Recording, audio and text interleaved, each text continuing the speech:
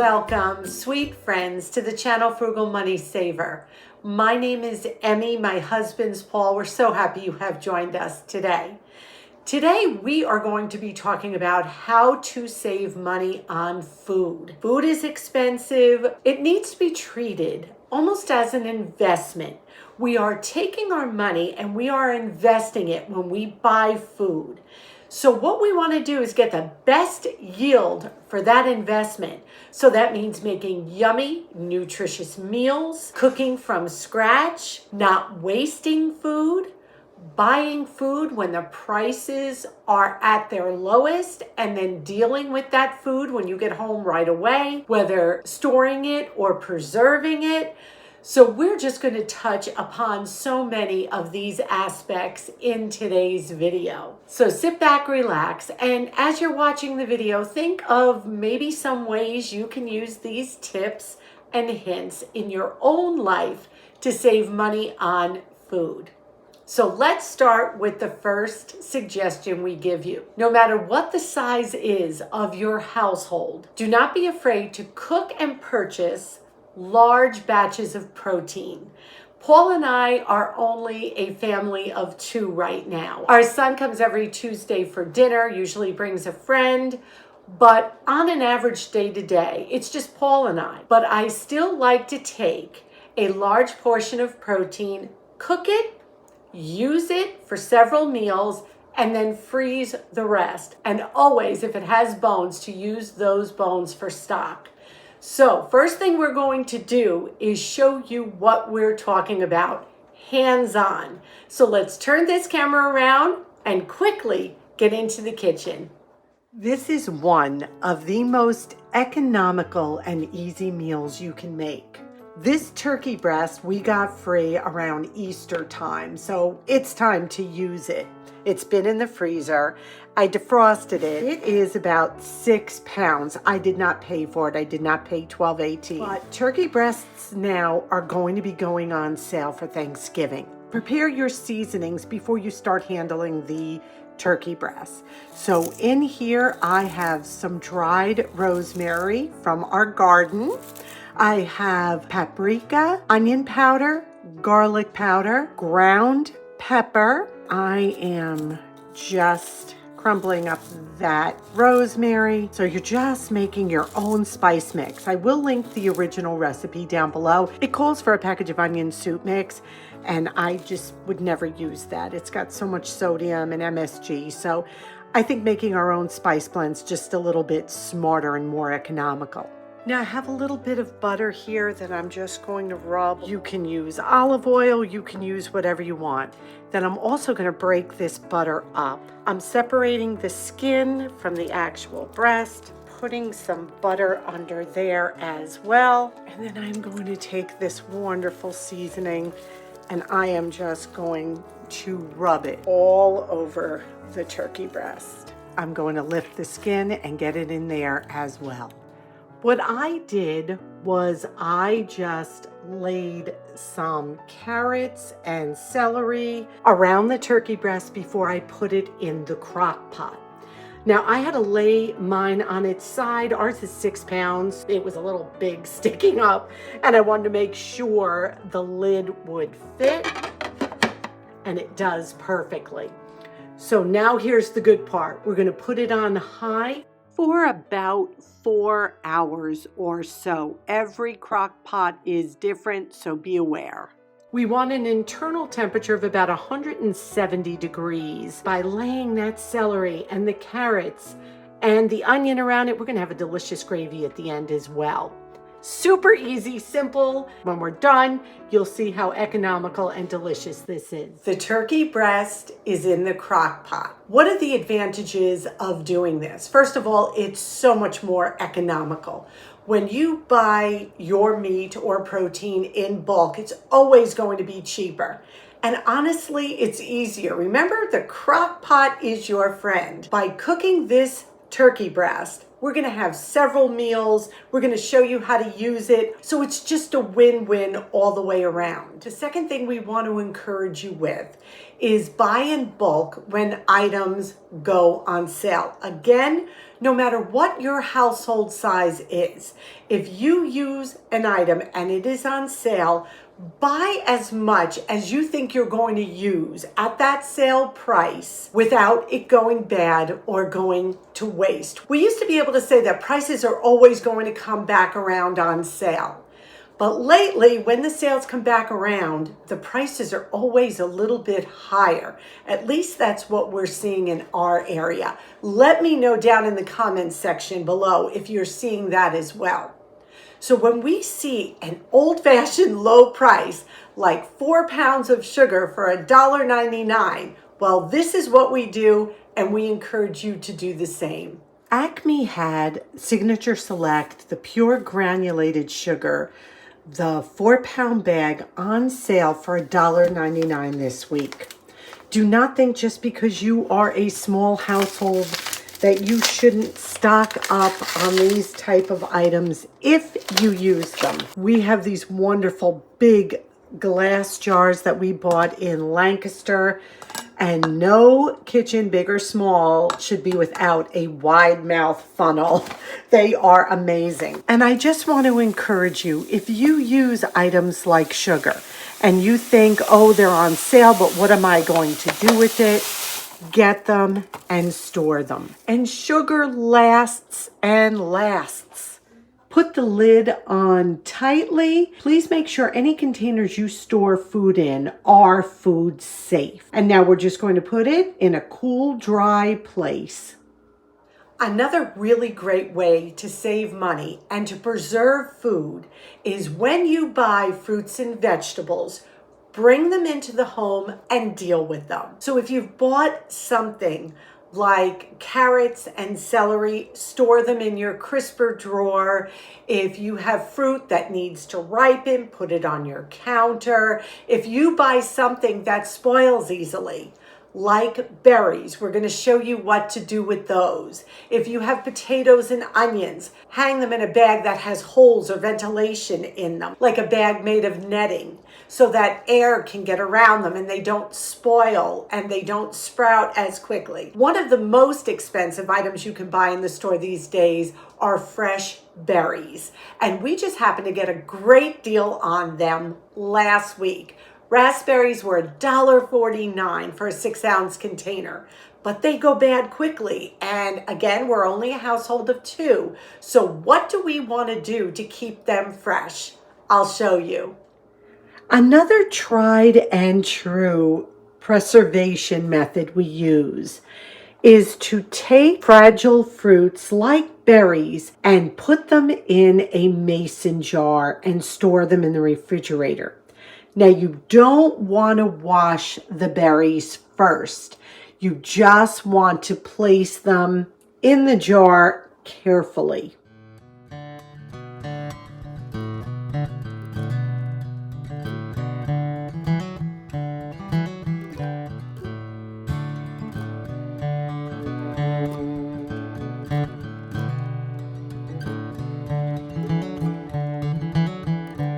Store them in the refrigerator and wash them before using. And when you open those berries, if it's been a couple days, go slow, because sometimes a little bit of gas and air has filled the jar, so always open them cautiously. That is such a wonderful way to store strawberries, blueberries, raspberries. And when you open your refrigerator, you're reminded to use them because they're right in the front, looking beautiful in that glass jar. So now let's see how our turkey breast is doing. I just took the lid off. Look at this. And look at all that beautiful broth we're going to use to make gravy. I am going to stick this under the broiler just for a few minutes to just brown the skin a little bit. But this cooked on high for about 4 hours. It was reading over 170 degrees Fahrenheit. Paul is carving this. Look at how beautiful this came out in a crock pot. Remember this for Thanksgiving if you're doing a turkey breast. So gorgeous. Look at this. Win-win on this one. And look at all this wonderful juice that was on the bottom. And I'm decanting it. I'm taking the grease off, and we're going to make a quick gravy with that. I got some stuffing going on here, and Paul is frying up some green beans with olive oil and garlic. Can you believe this is a Monday night meal? Stuffing, some sauteed green beans, and crock pot turkey breast. This looks amazing. That was a Monday night dinner. So yummy, comforting. It's autumn. We need to be making meals like these now. It was really minimal effort. Once that turkey breast had gone into the crock pot, it was just making a little bit of stuffing and sauteing some green beans. Perfect. Now we have that turkey breast to eat for several days, and whatever we don't finish before it goes bad will go right into the freezer. Another way that we encourage you to save money on food, and we talk about this all the time here on this channel, is loss leaders. Those are those wonderful low-priced items that appear on the front of your supermarket flyer. What they are hoping is you will come in to pick up those loss leaders, like berries for $1.49 or sugar for $1.99, and you'll buy other items. But if there is no minimum purchase, we sometimes go in just to buy the loss leaders, and they are a great way to stock up and save. We are almost at the end of October now, and our garden is really winding down. And what we want to do before frost, especially in our area, gets that garden, is use up as much as we can, preserve what needs to be preserved, whether you can or freeze or cook and freeze, dehydrate. We want to get that all done before we lose any kind of vegetation to frost. We tried something new this year. We're going to get outside and show you something we've never done before, and we're hoping it works. We have no idea, but we'll keep you posted on it. Let's get outside and see what Paul is up to. Way back in spring, we bought some green onions from a farmer's market and planted them. We have been harvesting green onions all summer, freezing them. And now we are going to see what the actual bulbs look like from one of the containers, the actual onion. And we are going to dry them out. Look at how big these are. Oh my goodness, look at that root system. That's how healthy they are. We are going to brush them off, clean off the dirt. Do not use water while doing this. We are just tying them with some twine. Look at these, how beautiful. This is just one bucket. We're going to keep the other bucket to continue to have those green onion stems.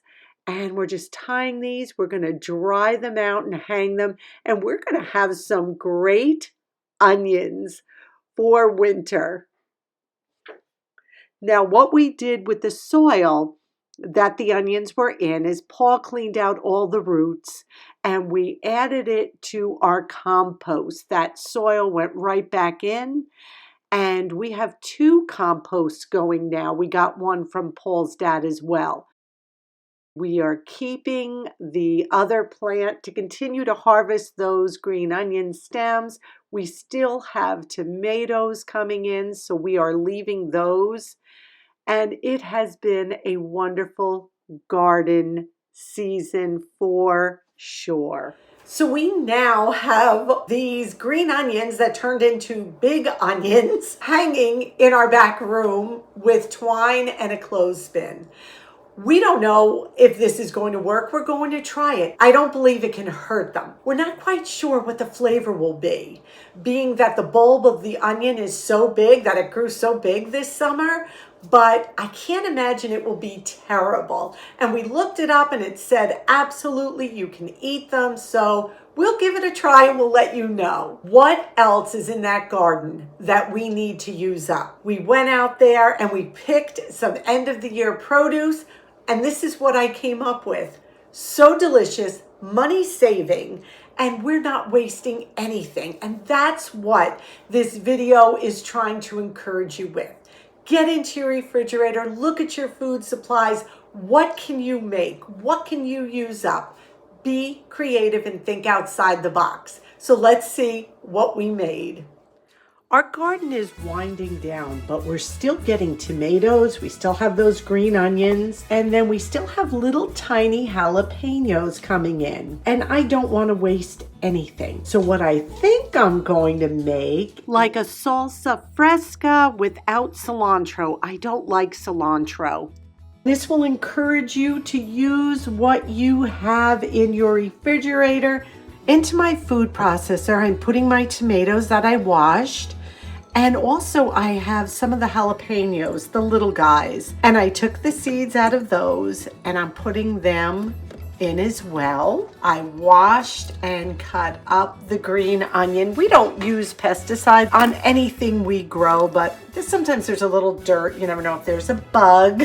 I'm also throwing in a clove of fresh garlic. I'm squeezing in some lemon juice. You could use lime juice as well. And a little bit of pink Himalayan sea salt. Never plug your food processor in until you're ready to cap it and use it. And now we're just gonna pulse this. Unplug it before you take the top off. Oh my goodness, look at this. This looks so good. I am just gonna taste it to see if it needs anything else. Oh my gosh, that is so fresh. Oh my goodness, on tacos, on tortilla chips, with eggs. Eat it with crackers. Oh, it is so good. Nachos, very, very fresh, very delicious. Think outside the box with your ingredients and you create something phenomenal. Make sure you cover this and refrigerate it immediately, and it will only taste better tomorrow once the flavors have married together. So now we're going to see how we took the salsa fresca that I made. Well, it's really like a faux salsa fresca because I don't like cilantro. I know I'm probably one in a million. Really was very, very good. So fresh and delicious. Now, how did we use that plus some of our leftover turkey breast? We're going to show you in our next meal. We are ready for our second meal with that turkey breast. I shredded some of that turkey breast and I added some of my salsa fresca and heated it through. And we're going to have taco night. It's Tuesday. We've got lettuce, we've got cheese. There is my homemade salsa fresca. And it's Tuesday, which means our son is here, which is always wonderful. Cowboy candy we made, which is the sweet hot pickled jalapenos. If you take nothing else away from this video, this is a great hack. When you heat your taco shells, do them upside down like this. These just came out and they are fully opened. If you lay the taco shells on their side when you heat them, they close up. I don't know why that is, but when you do them upside down like this, they stay perfect. We got some soft taco shells there, and we are ready to eat. Another great meal with the turkey breast. What else did I do with that turkey breast? We also made a pot pie.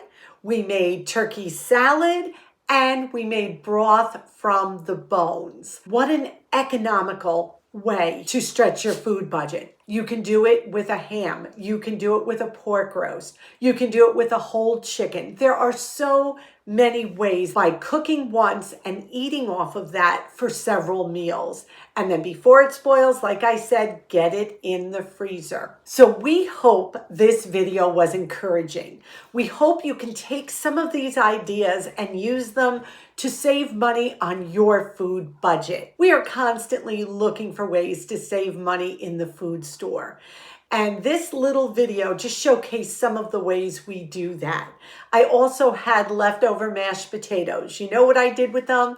I mixed in an egg, some flour, some of that grated cheese left over from taco night, and I cut up some more of those green onion tops and added that. and we just fried them in a pan with a little bit of butter. So delicious. Just some simple ways to save money, stretch your food dollar. So we hope this video was super encouraging. Today's question of the day, please tell us down below, how have you been saving money in the kitchen specifically this autumn season? What have you been cooking? What have you been preserving? What have you been buying that you found some great sales on? Because it not only encourages us, it encourages our viewers as well. And we thank you so much for that. We ask if you would please take a minute, give this video a big thumbs up. It helps us so much here on YouTube. What it does is it just helps YouTube to push our videos out to people who may not have found our channel yet. And if you know anyone who hasn't found our channel, tell them about us and have them come on over and watch. We would love to have them join our frugal family. We ask you to be well. We ask you to be safe. And above all, we wish you blessings. Until our next video, may God greatly bless you.